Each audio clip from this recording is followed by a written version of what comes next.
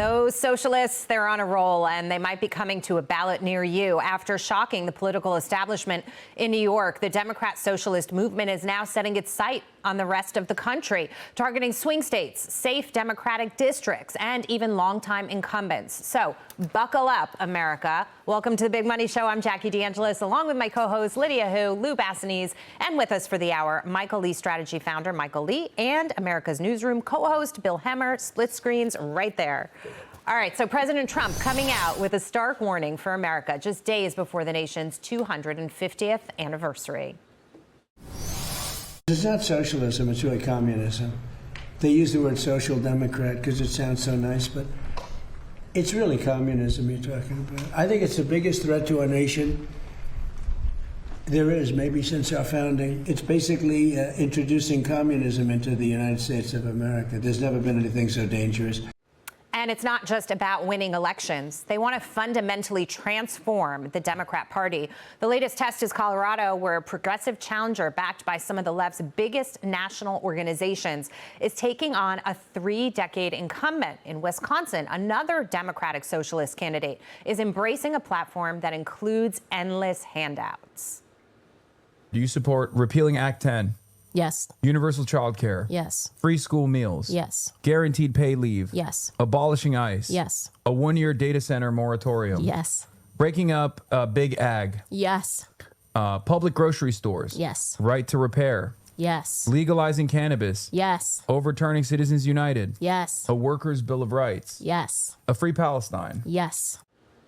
So look out, Hakeem Jeffries, Chuck Schumer. They seem like moderates compared to these people, because the message from the activist wing is clear. Get on board or get run over. And Bill, I'll come to you first on this, because there's a school of thought that it's happening in Chicago and Los Angeles and New York City. Okay, that's not national, but now we're looking at Wisconsin and Colorado. Yeah, good to be with all of you. Nice to be back with you. I think it's a fascinating story. I think it's probably the most interesting political story today in America. We had John Fetterman on America's Newsroom earlier today, and he says it's a significant part of our party. I'm not so sure they're there just yet. Let's see what happens in Colorado's race in Congress. There is a significant race on the 4th of August in Michigan. There's a Democratic Socialist on the ballot there trying to win that Democratic primary race, and he would go up against Mike Rogers in November. If something like that were to happen, if Graham Plattner were to win in Maine, I think we might be taking a different tact on this.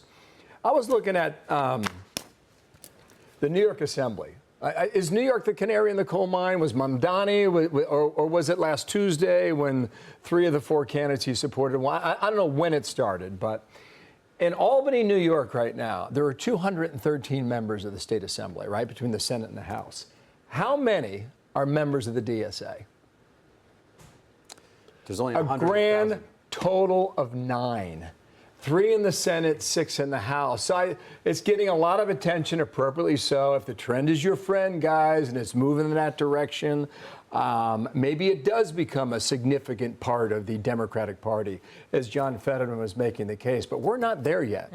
You're going to see movement in Washington, D.C. You know, that DSA candidate's going to take over, and we're going to see what happens in the last 2 years of Donald Trump's presidency. And it is popping up in other parts of the country. But whether or not this is a significant part of the Democratic Party, whether or not they have enough votes to govern, we're far from that right now. Do you worry about it being super dangerous to downplay how few there are right now? Because maybe, and I'm just playing devil's advocate, Fetterman's being prescient here, right? 39% of Americans think socialism's positive. So is he trying to get ahead of the vote and the electorate? Yeah, and Lisa say that McClain's this a wave's Republican congresswoman from Michigan, and she's a real part of trying to get keep the majority in the House. And she said the other day, this is like a gift for them. And I think come November, it will be a bit of a political gift when it's a message, when they lay out the clips that you just played. I mean, that's a That's a doozy. that was a checklist, wasn't it? Right? And you're going to ask all these candidates, Hakeem Jeffries, every time he comes out of a meeting in Washington, there's a camera in his face, and they're asking whether or not he supports what you just played on camera. And I'm so glad you brought that up, because there also is a conversation sort of focused on, do people understand what democratic socialism is? Do they understand what they're voting for? President Trump is saying no. President Trump is saying you're a communist, and people don't really get it. But I always say this in New York, because Mamdani and that woman right there, they actually tell you exactly what they're going to do. So if you're listening, and we are getting exactly what people voted for here in New York City. So Lydia, is it an issue of people just don't really understand, or people are so fed up with feeling frustrated with their situation that even if they don't understand, they're willing to take whatever comes with the Democrat Socialists because they're like, it might be better than what I have. At least that's how they feel, even if they don't understand it. Yeah, I think that people don't really understand what they're voting for and what they're buying into. I think particularly for like the younger generation, they're feeling really left out. Locked out of housing, the remnants of 2008 financial crisis, feeling like they'll never be able to buy a home. That feels so out of reach. They're just looking for the next fastest and easiest solution. And when people say, when they hear candidates talking about, we're going to take over private property, we're going to have government housing, maybe for some of them that sounds like a good solution, right? When they feel like higher education is out of reach and they took out these giant student loans, the biggest lie that was sold to them, and they had the government offering to bankroll them hundreds of thousands of dollars into debt, and then they were promised that they were going to have their student loans forgiven, and that didn't happen. Maybe they're really angry with the debt that they've been left saddled with, so they're looking for the next best thing.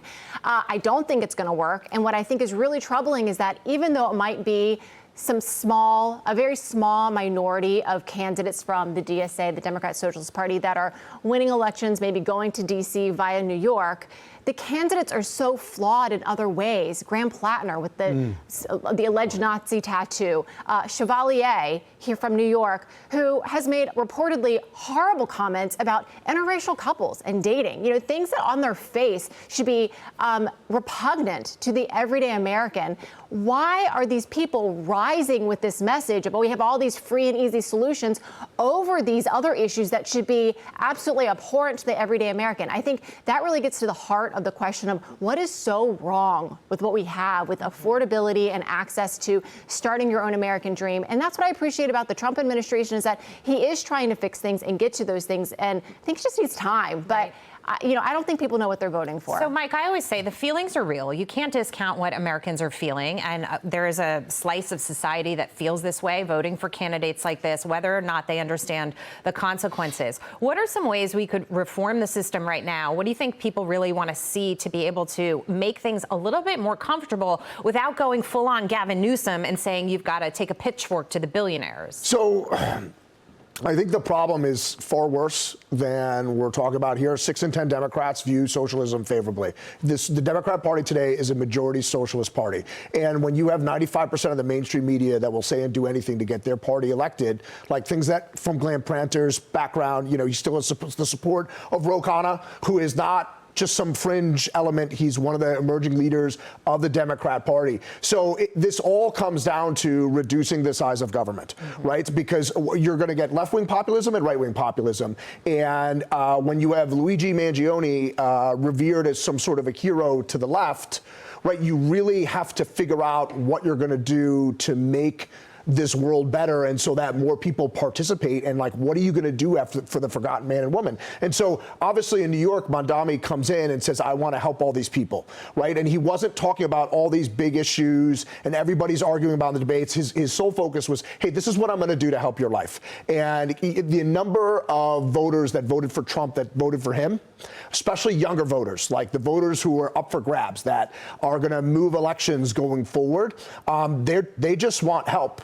Right, and all that we really got from this administration, because of Congress and the Senate not really doing anything, is we got a tax cut, which for blue collar, no tips on tips. Yeah, and very, very, very helpful. We have a housing bill that's at the goal line, but we can't get anything else done. So all you can do is deregulate, right? Get the government out of your life, shrink the size of government, right, so that things do become more affordable. Because, like, look, when the government gets involved in something, Okay, has the cost of anything ever? But do has it ever Republicans gone get down? credit for that? I think that the problem is that the Democrats are so effective at marketing, and the sales pitch is simple. It's affordability, but they don't realize they're getting sold a bill of goods because we know it doesn't work. You take every state-run grocery store, government-run grocery store, doesn't work. Every instance of socialism doesn't work. But to your point, what are they feeling? They don't know what they're going on the feeling because it sounds good. It sells, and I think there's a misconception that it's a zero-sum game. If you make it, you're taking it from me, right? And when it's not that, it's not a law of thermodynamics where energy can be neither created nor destroyed. Wealth can be created in excess, but they've effectively marketed, saying he made more money than you. We should take it. The system's not working for us, so this is the way to level set the playing field. And I think it resonates, and it's not going to come until down the road. I'll give you an anecdote about that. Several weeks ago, we know Nick Mania swept through New York City. And we also know when they were playing at Madison Square Garden, the tickets were outrageously expensive. I mean, they sold for thousands and thousands of dollars at a minimum just to get inside the arena. If you wanted a good ticket, you were paying really top dollar. And I believe it was the night that they had the main primary and Graham Plattner won. And I read it out loud on my phone, and this gentleman sitting next to me, I think he was 30 years old, maybe 32. He goes, "Plattner won? Good." I said, "Okay, you're a supporter." And I said, he supports a lot of things that are pretty over there. And he said, "Well, I think that's the most humane way to run a society." And I said, "Oh," kept my mouth shut. I said, "When did you get your ticket?" He said, "Oh, I got it last night." I said, "How much you pay?" He said, $8,000. Oh, my God. And I said, He says, "Thankfully, I've got a really rich brother sitting down there in the third row." To which I said, "Well, how do you think your brother made his money? Right? Through capitalism afforded you to sit here." I just thought it was an anecdote. Yeah. What listen, does you he guys say, are though, that person, when you say that? I don't know what the psychology is here. You guys understand this much better than I do. But I think we have reached a level of wealth in the world that we've just never seen before. You got $1 trillion man. And if you're 30 years old and under and you're trying to make it, and you're trying to stab yourself in your career, then like all the free stuff sounds really good. But think back. Until it doesn't work. Of course, right. In reality, it sounds good, but it never works. Listen, I was just in Beijing, China. I'll tell you guys, we're coming up on our 250th birthday. I would take all the problems in America gladly, rather than live under that system and King Xi and the surveillance state that they have all over China, especially in Beijing. Our freedom. It's a horrendous place. There is no heart. There is no soul. There is no personality. I could not wait to get out of here and fly back into JFK at midnight. But people don't understand how precious that is. Well, that's why I'm sitting here and telling then until it's too late. And just last thing before we move on, we're talking about we don't want bigger government, but government is getting bigger. We're talking about programs that don't work to fix problems that we could find real solutions for to a certain degree. And I'm thinking about President Trump, what he's always promised, first term and this term, not to forget about the forgotten man, but his hands are kind of tied, right? You can't pass much in Congress, and you've got midterms coming up that, historically speaking, on a statistical basis, the Republicans are not poised to win. So what happens from here if we sit in gridlock forever? Does the DSA take hold because it sounds good, and then we worry about what happens later? I would go to my original answer. We got a long way to go. Yeah. Okay, good. I'm glad, because I have time.